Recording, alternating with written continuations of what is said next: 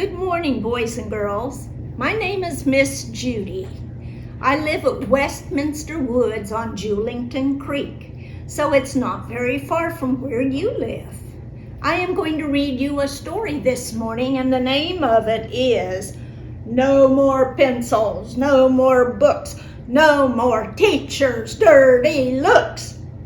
And it was written by Diane DeGroot.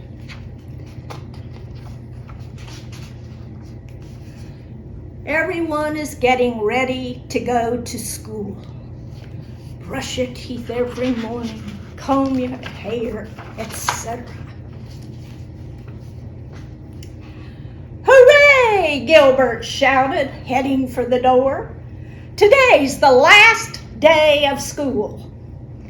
Here are the cookies, Mother said, and your present for Mrs. Bird. She put the cookies and the present into his backpack.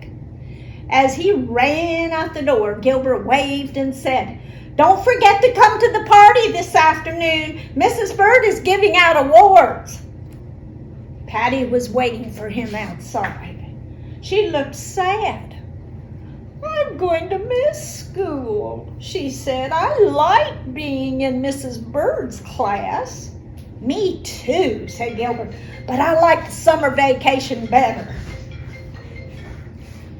When they got to the classroom, Mrs. Bird was changing the number on the countdown banner. Yesterday it said 2 days of school left.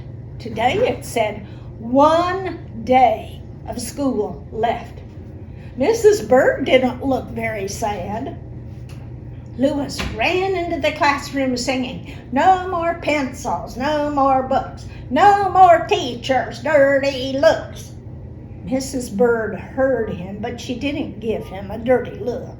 She just smiled and said, "Settle down, everyone.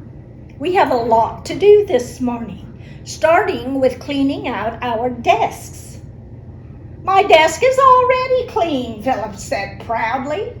Lewis rolled his eyes and said, "Maybe you'll get the Clean Desk Award." "No," Philip said back. "I'm going to get the Best Reader Award. Everyone knows I'm the best reader in the class." Gilbert wondered if he would get an award. He wasn't the best reader, and he certainly didn't have the cleanest desk. Neither did Mrs. Bird. When she emptied out her bottom drawer, 4 big packs of chewing gum spilled onto the floor. "Oh my," she said, "here is your gum, Lewis. You can have it back now." "That's okay," Lewis answered, scraping the green paint off the side of his desk. There's Lewis right there. "You can keep it to remember me by." Mrs. Bird laughed and said, "I don't think I could ever forget you, Lewis." Before lunch, they practiced their songs and poems for the parents. Frank was nervous, and Mrs. Bird told him to pretend that everyone in the audience was sitting there in their underwear. That made Frank giggle, and he wasn't nervous anymore. "Thanks," Frank said. "My grandma and grandpa are coming, and I don't want to mess up." Then he giggled at the thought of his grandparents sitting in the audience in their underwear. "You all will do fine," Mrs. Bird said proudly when they were finished. "And remember, after the poems, I'll give out the awards, so remain seated at the front of the room." At recess, Gilbert and Patty talked about who might get awards. "Philip is the best reader for sure," Gilbert said.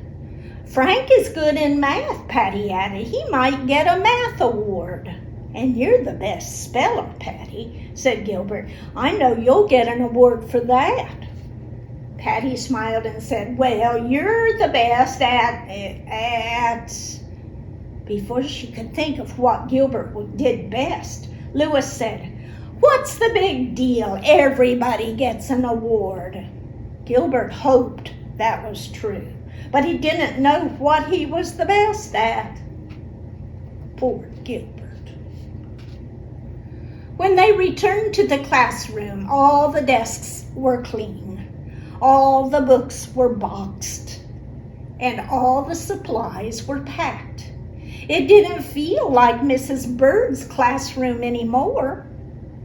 Just as Gilbert started to feel sad, the parents began to arrive. Here come all the parents. Then Gilbert started to feel nervous. He said his poem over and over in his head. Mrs. Bird welcomed everyone.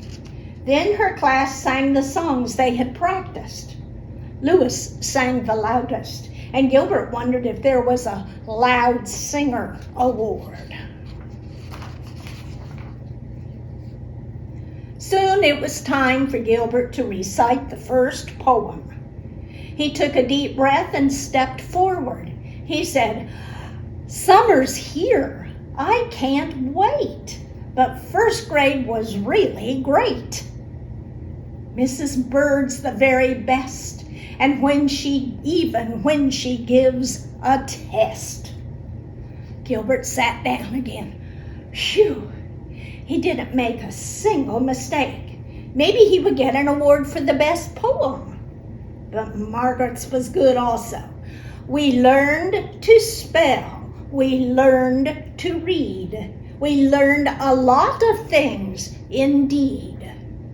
Even Frank said his poem without a single mistake. I love numbers. I love math. I think of counting, even in the bath. They all had a poem. But when it was Philip's turn to recite the last poem, he didn't step forward. His knees were wobbly and he looked very pale. He had forgotten his poem. Mrs. Bird handed him a copy, but when Philip tried to read it, all that came out was a squeak. Gilbert's little sister, Lola, started to laugh, and Gilbert gave her a dirty look. No one knew what to do, so Gilbert took the paper and started reading. Each day in school, I try to be as good a student as I can be, and I have one book or 3. Then Philip finally remembered the rest and blurted out, I'll always have a friend with me. Everyone clapped, and Philip turned red. Poor Philip. Philip was still red when Mrs. Bird gave him the Best Reader Award. Patty got the spelling award, Margaret got one for handwriting, and Kenny had the best attendance. Even Lewis got an award for being the funniest. Gilbert stood there as, one by one, the ribbons were given out. He thought he might get the Best Artist Award, but Susan got it instead. Maybe there wouldn't be an award for Gilbert at all. Finally, Mrs. Bird said, and the last award goes to Gilbert. He gets the Good Friend Award. Gilbert was happy. Now he knew what he was good at. He thought Mrs. Bird was the best teacher ever. Here's Gilbert, and there he's got his Blue Ribbon Award. Good. As they ate cookies and cake, Mrs. Bird said, I have a gift for each of you to take home. A memory book of pictures from your first grade. Hey, Lewis said, flipping through the pages. Here's the snowman that Gilbert helped me make. And our trip to Pilgrim Town, Philip added. Gilbert was my buddy on the bus. On the last page of the memory book was a picture of the whole class, including Mrs. Bird. I'm really going to miss you all, she said. She looked like she was going to cry. Poor Mrs. Bird. She's going to miss those children. Maybe Mrs. Bird should open her gifts, Patty whispered loudly. I brought her a nice plant. That will cheer her up. I'm giving her a picture of myself, Philip whispered, so she won't forget me.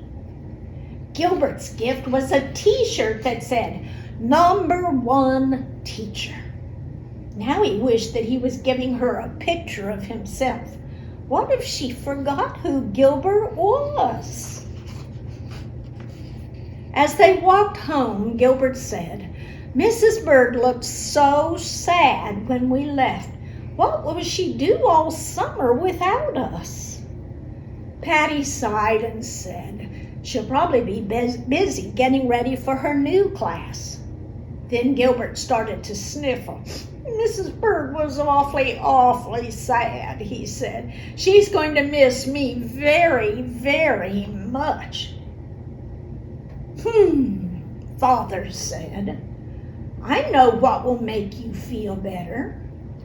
They were standing in front of the ice cream shop.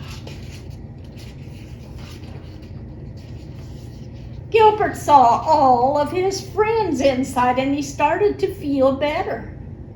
No one looked sad at all. Everyone was happy that summer vacation was finally here. Everybody's enjoying some ice cream. Especially Mrs. Bird. The end.